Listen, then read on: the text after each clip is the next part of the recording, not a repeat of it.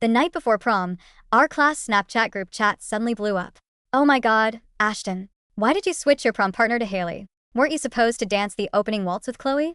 Ashton replied casually, so I changed it. What's the big deal? It's not like she'll get mad. She's easy. She can just come tomorrow and be Haley's and my personal photographer. My mind went completely blank.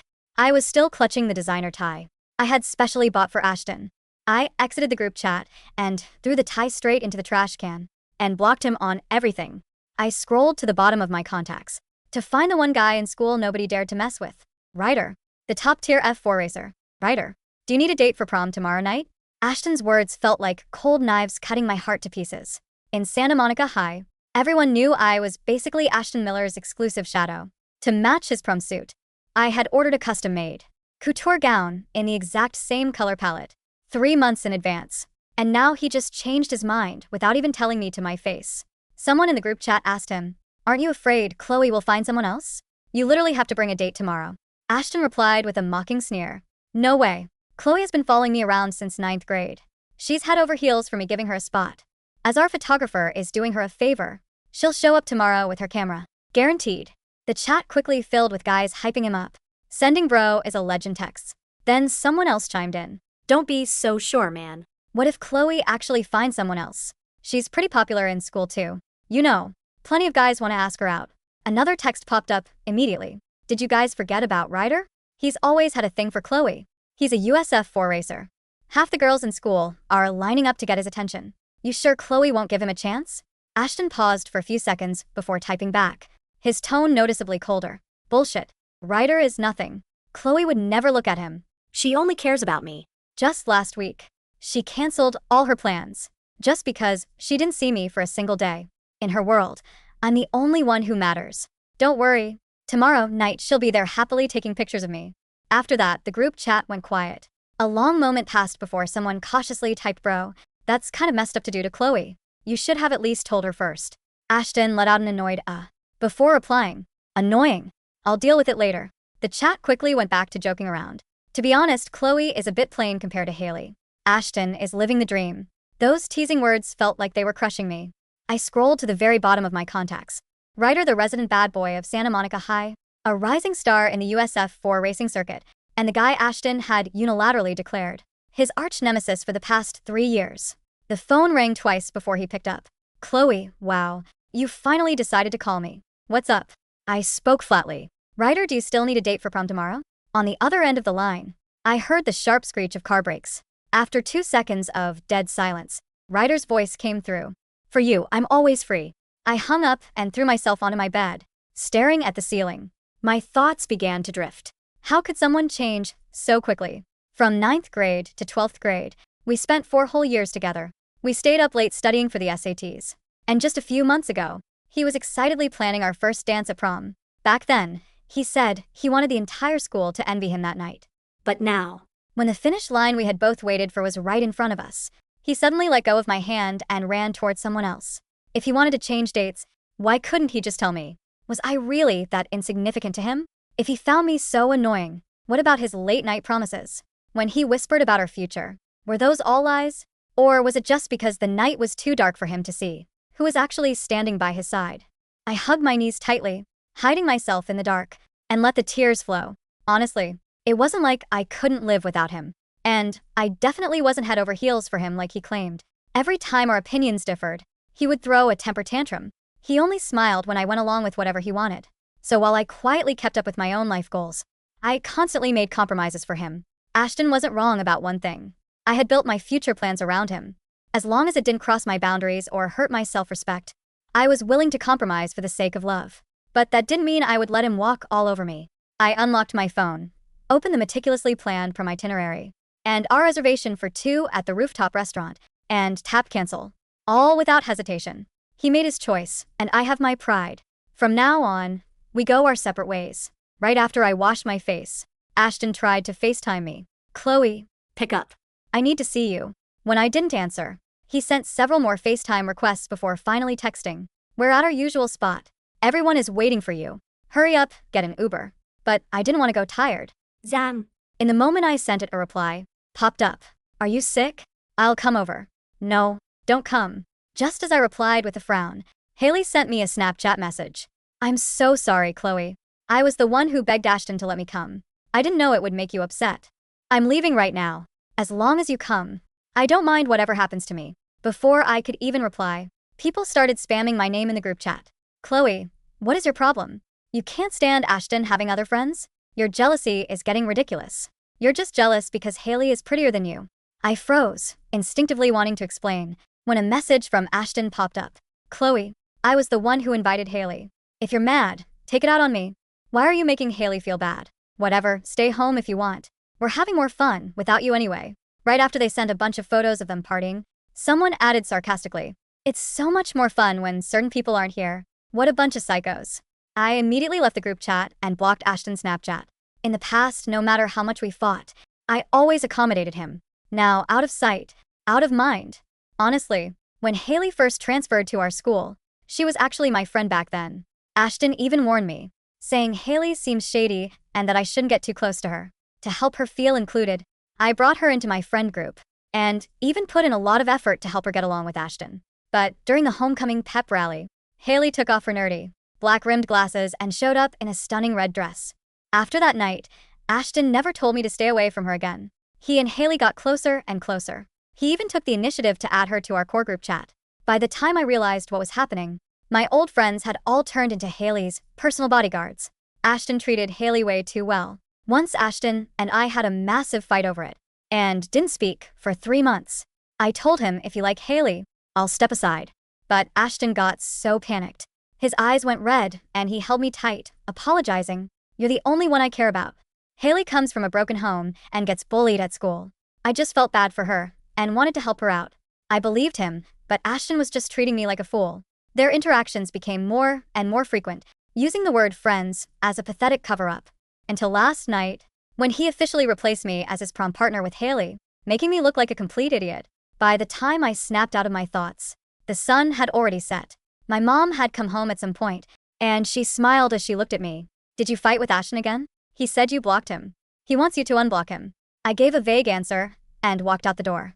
Our school counselor, Mr. Davis, had asked us to come in for one final check on our college enrollment portal before the system shut down. When I arrived, there was an empty seat next to Ashton. Usually that was my spot, but Haley sat right down in it. Ashton didn't say anything. Instead, he naturally took Haley's designer handbag and set it on his lap. He kept glancing over at me. He was waiting for me to bow my head and apologize. Too bad for him, he was dead wrong this time. I turned around and sat down right next to Ryder, far away from them. Make sure you double-check everything, guys. The college portal closes tonight, and once it's locked, there's no going back. Mr. Davis yelled from the front of the classroom. Seeing me sit next to him, Ryder stopped spinning his car keys. Well, look who finally decided to talk to me. Aren't you afraid your precious Ashton will get jealous? I didn't offer a long explanation. My voice was calm. I'm done with him. Suddenly someone tapped my shoulder. Chloe, don't you have anything to say to me? I ignored him, but Ashton grabbed my arm and dragged me out into the hallway. Chloe, are you serious right now? You're throwing a tantrum and blocking me over this? I'm warning you. Unblock me right now, or don't ever bother texting me again. I forced myself to look at him for a few seconds. Okay. I wasn't planning on texting you ever again, anyway. Ashton's face instantly turned incredibly pale. Fine. Don't come crying back to me later. I turned to walk away, but he suddenly grabbed my hand again. His eyes filled with a desperate seriousness. Stop acting like a child. Go check your enrollment portal again. Make sure you didn't make any mistakes. He wanted to say more, but Haley walked up and interrupted him. Ashton, I don't really understand this part of the form. Can you help me look at it?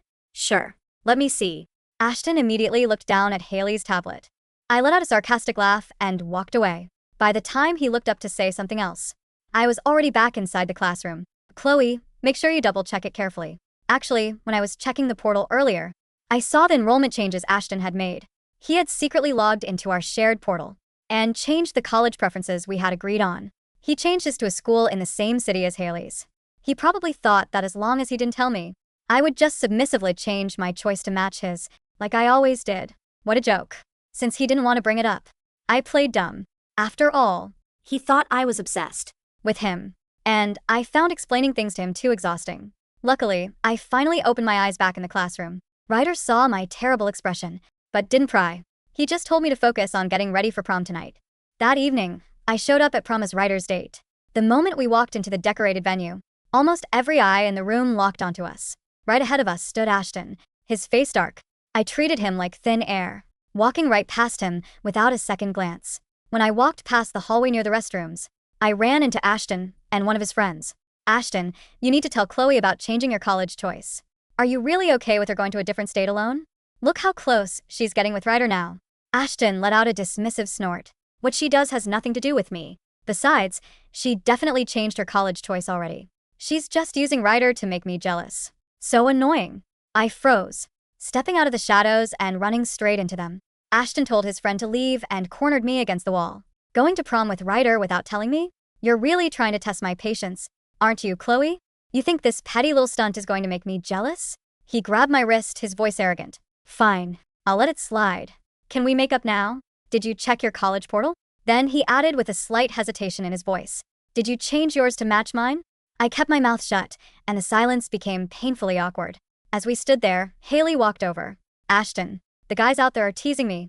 Come help me. Then she acted as if she had just noticed me, her voice dripping with fake surprise. Oh, Chloe, are you here alone? Please don't misunderstand. I only asked Ashton to be my date because I didn't have one, and I've been looking forward to prom for so long. I was too exhausted to play along with her drama. Taking advantage of Ashton's distraction, I slipped away, but before I could run off, Haley reached out and blocked my path. Her hand, adorned with a delicate lace corsage that Ashton had undoubtedly paid for, rested lightly on my forearm. Chloe, wait, Haley said, her voice dropping into that soft, breathless register she always used when she wanted to play the fragile victim.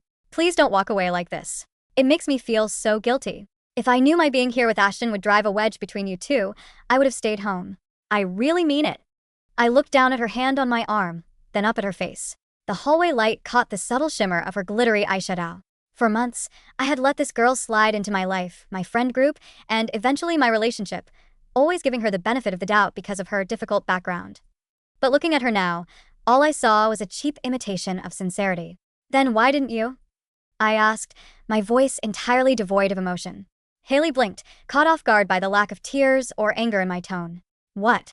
If you felt so guilty, why are you here? I pulled my arm back, slipping easily out of her grip. You knew tonight was the opening waltz. You knew Ashton, and I had planned this for 3 months. If you actually cared about not causing trouble, you would have stayed home. But you didn't. So please spare me the performance. It's exhausting. Ashton's face darkened instantly. He stepped forward, putting a protective arm around Haley's shoulders, drawing her closer to his side. Chloe, that's enough. Why do you have to be so malicious? Haley has been nothing but nice to you, and you're treating her like she's some kind of villain. She didn't force me to do anything. I chose to bring her. I know you did, Ashton, I said, looking him straight in the eye. And I'm letting you keep your choice. So, why are you still standing in my way? Before Ashton could formulate a response, a low, smooth voice echoed from the end of the dimly lit corridor. Because he doesn't know how to mind his own business. We all turned. Ryder was leaning against the tiled wall, his hands casually shoved into the pockets of his tailored charcoal suit. His tie was slightly loosened, giving him that effortless, rebellious edge that contrasted sharply with the stiff, try-hard perfection of Ashton's tux. The faint scent of leather and expensive cologne seemed to follow him. When Ryder's gaze landed on me, the coldness in his eyes melted into something warm and reassuring. He walked over, his steps slow and deliberate, and stood right beside me. He didn't touch me unnecessarily, but his presence alone was a solid, unyielding shield. Is there a problem here? Ryder asked, his eyes shifting to Ashton. The air in the hallway grew visibly tense. Ashton's jaw clenched. The rivalry between them wasn't just about school popularity, it was deeply personal.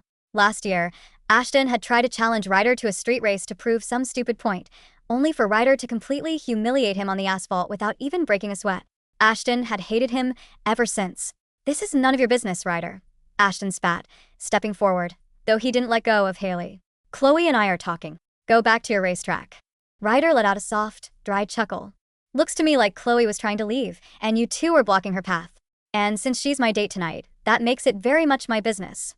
He turned to me, offering his arm with a tilt of his head. Ready to go back inside, Chloe? The music is starting. I didn't hesitate. I slid my hand into the crook of Ryder's elbow. His arm was solid, warm, and steady. Yes, please. As we turned to walk away, Ashton took a step after us, his voice rising in desperation. Chloe, don't do this. If you walk away with him right now, we are done. I mean it. I won't forgive you this time. I didn't even turn around. I kept my head held high, my heels clicking softly against the floor as Ryder led me back toward the bright lights and booming bass of the gymnasium. The prom venue was transformed into a starry night fantasy, draped in deep blue velvet and thousands of twinkling fairy lights. But the atmosphere inside felt suffocating. As soon as Ryder and I stepped back into the crowd, the whisper started. Look, she actually came with Ryder. Wait, is Ashton with Haley now? I thought Ashton and Chloe were solid. I heard Chloe got dumped and begged Ryder to save her face. I swallowed hard, keeping my eyes fixed ahead, but the weight of their judgment felt heavy. Ryder seemed to sense my unease. He leaned down slightly, his breath warm against my ear. Hey, he murmured, his voice surprisingly gentle. Don't listen to them. They don't know anything. I'm fine, I lied, trying to offer him a small smile. Just a lot of eyes. Then let's give them something worth looking at, Ryder said. Before I could ask what he meant, the coordinator stepped up to the microphone on the stage. Attention, senior. It is now time for the traditional opening waltz. Will our designated lead couples please make their way to the center of the dance floor? The crowd parted, leaving a wide circle in the middle of the gym. Traditionally, the opening waltz was reserved for the student council president, which was Ashton, and his date. For 4 years, I had prepared myself for this exact moment. I had practiced the steps in my room, dreamed about the lights, and even picked out my dress to perfectly complement the soft silver of Ashton's pocket square.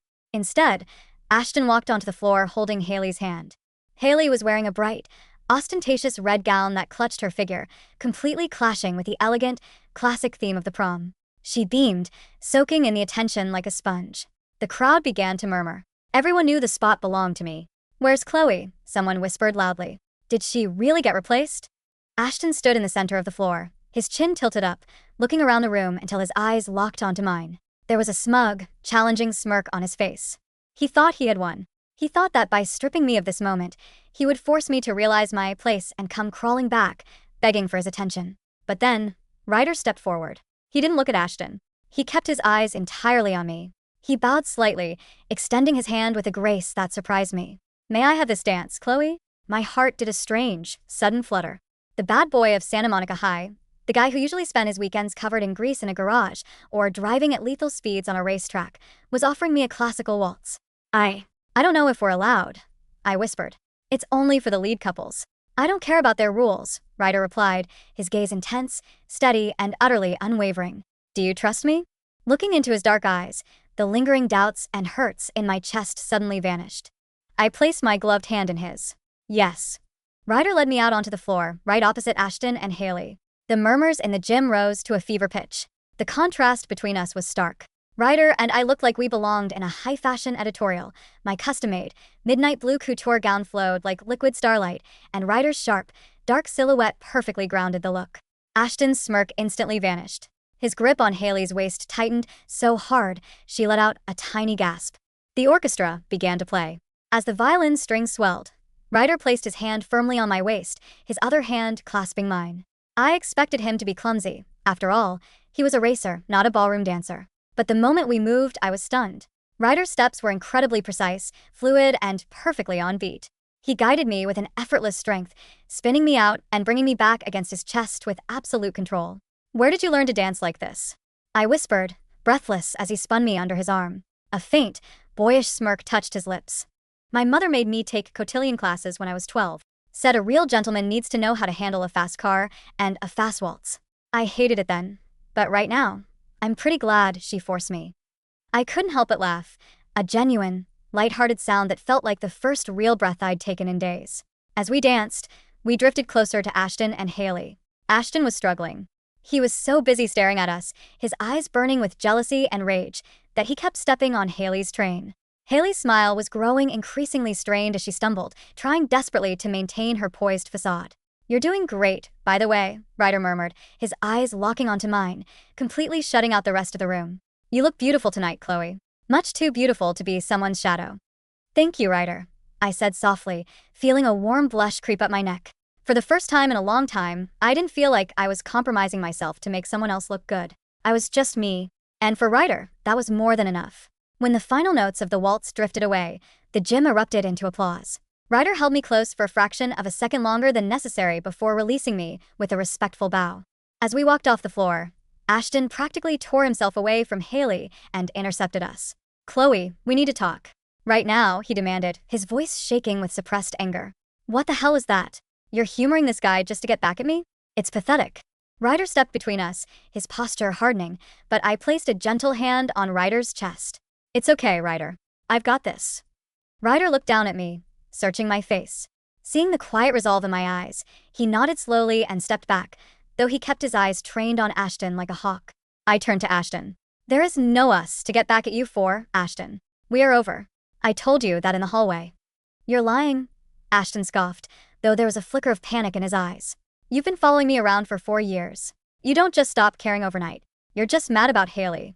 "Look, I admit I should have told you about switching partners. But I only did it because Haley really wanted to experience a real prom, and I knew you'd understand because you're sensible. I didn't think you'd throw a tantrum and run to him." "I'm not throwing a tantrum," I said, my voice incredibly calm. "I've just finally realized my own worth. And as for being sensible, that was just your word for easy to walk over. But I'm done being your safety net." I took a deep breath, preparing to deliver the final blow. "By the way, Ashton, have you checked the college enrollment portal lately?" Ashton blinked, momentarily thrown off by the sudden shift in topic. What? No. "Why would I check it tonight? It doesn't close until midnight." "You should check it," I said, a cold smile touching my lips. "You might find some of the updates very interesting." Before he could demand an explanation, I turned on my heel and walked away, Ryder falling into step right beside me. We went out to the school courtyard, away from the suffocating heat and noise of the gym. The night air was cool and crisp, carrying the scent of the nearby ocean. I walked over to the stone balustrade, looking out at the distant lights of Santa Monica. "You look like you just won a race," Ryder said, leaning against the railing next to me. "I think I did," I said, letting out a long, relieved sigh. "Do you want to know what I did with the college portal?" Ryder tilted his head, a curious spark in his eyes. "Tell me." Ashton thought he was being incredibly clever. I explained, looking out at the horizon. "For the past year, we planned to go to Boston University together. But when Haley transferred, she decided she wanted to go to a state college in Chicago. Ashton secretly logged into our shared guidance portal a few days ago. He changed his primary choice to Chicago State to be with her. And he changed mine to Chicago State too, thinking that once I saw his choice, I would just submissively click confirm and follow him there like I always do." Ryder's eyebrows shot up. "He actually did that? Without telling you?" Yes. He thought I was so obsessed with him that I'd sacrifice my own education just to be in the same city as him and Haley, I said, my voice hardening. But what he didn't realize is that our school counselor, Mr. Davis, gave me administrative access to our joint portal last month because I was helping manage the student council records. I saw his changes the moment he made them. "And what did you do?" Ryder asked, a slow, appreciative grin spreading across his face. "I didn't change his back," I said. "I let him keep Chicago State as his locked-in, binding choice. But I unlinked our accounts. I changed my own first choice back to my absolute dream school, Columbia University in New York. I submitted my confirmation 3 days ago. And then, I locked the portal password so he couldn't access my file again." Ryder stared at me for a moment before letting out a loud, genuine laugh. "Chloe, you're brilliant. He actually locked himself into a second-rate program in Chicago, thinking he was baiting you to follow him, while you're heading straight to the Ivy League in New York." "Exactly," I said, feeling a weight lift off my chest. "He wanted to play games with my future. Now he's stuck in Chicago with Haley, and I'm going to New York. The system locks permanently at midnight tonight. Once the clock strikes 12, there's no going back." "I love it," Ryder said, his voice dropping into a softer, warmer tone. He stepped closer, his dark eyes reflecting the twinkling fairy lights of the courtyard. "But what about us, Chloe? Are you really done with him? Or was I just a pawn in your little revenge game?" The question was direct, but there was a vulnerability in Ryder's voice that I hadn't expected. For all his bad boy reputation and confidence on the track, he was being completely honest with me. I looked up at him, studying the sharp lines of his jaw, the gentle curve of his mouth, and the sincerity in his eyes. Over the past 4 years, while Ashton was constantly demanding that I shrink myself to fit his ego, Ryder had always been there in the background, observing, occasionally offering a sharp-witted comment that made me question why I put up with Ashton's behavior, but never pushing me. He had waited patiently for me to see the truth on my own. "You weren't a pawn, Ryder," I said softly, stepping closer to him. "I called you because you're the only person in this school who has ever seen me for who I actually am, not just as Ashton's shadow. And tonight, dancing with you, it was the first time in years I actually felt alive." A slow, beautiful smile broke across Ryder's face. He reached out, his fingers gently brushing a stray lock of hair behind my ear. His touch was warm and incredibly tender. In that case, Ryder whispered, I think we should make sure tonight is a night you'll never forget. Suddenly, the heavy double doors of the gym burst open. Ashton stumbled out into the courtyard, his face pale, his hair disheveled. In his hand, he was clutching his phone. His eyes scanned the courtyard wildly until they landed on me. Chloe, he screamed, his voice cracking with a mixture of panic, rage, and disbelief. He ran toward us, completely ignoring Ryder. Chloe, what the hell did you do? I stayed exactly where I was, my hand finding Ryder's and squeezing it. Ryder held on tight, stepping slightly in front of me, but I nudged him gently, showing him I could handle this. I don't know what you're talking about, Ashton, I said coldly. The portal, Ashton gasped, holding up his phone screen, which was glowing with the official guidance counselor interface. I just checked it because of what you said. Why does it say my binding enrollment is locked for Chicago State? And why is your account unlinked? Where is your confirmation? My confirmation is locked in too, I replied, my voice steady and clear. For Columbia University, in New York. Ashton froze, his eyes widening in horror. New York? No. No, that's impossible. We were supposed to go together. I changed my choice to Chicago because Haley was going there, and I thought you'd change yours too. We were supposed to live in the same city. You changed your choice to follow Haley without even telling me, I pointed out, my voice dripping with disdain. You wanted to have your cake and eat it too. You wanted to play the hero for Haley while keeping me on a leash. Did you really think I was that stupid, Ashton? Chloe, no, you don't understand. Ashton took another desperate step forward, his hands trembling. I only did that because Haley needed support. I don't actually care about her the way I care about you. We can fix this. We can call Mr. Davis. It's not midnight yet. He can unlock the system. Mr. Davis went home hours ago, Ashton, I said, looking down at my watch. It's 11:55 p.m. The system shuts down automatically in 5 minutes. No one can change it now. No, no, no, no. Ashton frantically tapped his screen, his fingers shaking so badly he dropped the phone onto the concrete. He scrambled to pick it up, his breathing ragged. This can't be happening. My parents, they paid so much for my prep classes. They think I'm going to an elite school in Boston. If they find out I locked myself into Chicago State for Haley. At that moment, Haley herself walked out onto the courtyard, looking flustered. Ashton, what's going on? Why did you run out like that? The DJ is about to announce prom king and queen. Shut up, Haley. Ashton snapped, turning on her with a venom that made her flinch. This is all your fault. If you hadn't begged me to go to Chicago, if you hadn't forced yourself into my life, I wouldn't have changed my application. I ruined my future for you. Haley gasped, her eyes immediately filling with tears, this time real ones. What? Ashton, you said you wanted to come with me. You said Chloe was boring and that you wanted to start a new life with me. I was lying, Ashton yelled, completely losing his mind. I only said that because you were easy. I never wanted to actually bind my future to yours. Chloe was the one with the real future, and now she's going to New York, and I'm stuck with you. The sheer ugliness of his words hung in the air. I looked at Ashton, and for the first time, I didn't feel anger, or betrayal, or sadness. I only felt a profound sense of pity. This was the boy I had spent 4 years protecting, compromising for, and loving. He was nothing but a hollow, selfish child who only valued things when he lost them. We're done here, Ashton, I said softly. I turned to Ryder, who was looking at Ashton with a quiet, triumphant smirk. Ryder, let's go. Wait, Chloe. Please, Ashton begged, reaching out to grab my dress, but Ryder stepped in, his large frame completely blocking Ashton. Touch her again, Miller, and we're going to have a very different kind of conversation, Ryder said, his voice dropping into a low, dangerous growl. Ashton shrunk back, utterly defeated, his face pale under the courtyard lights. Ryder turned to me, his expression softening instantly. He offered me his hand. Come on.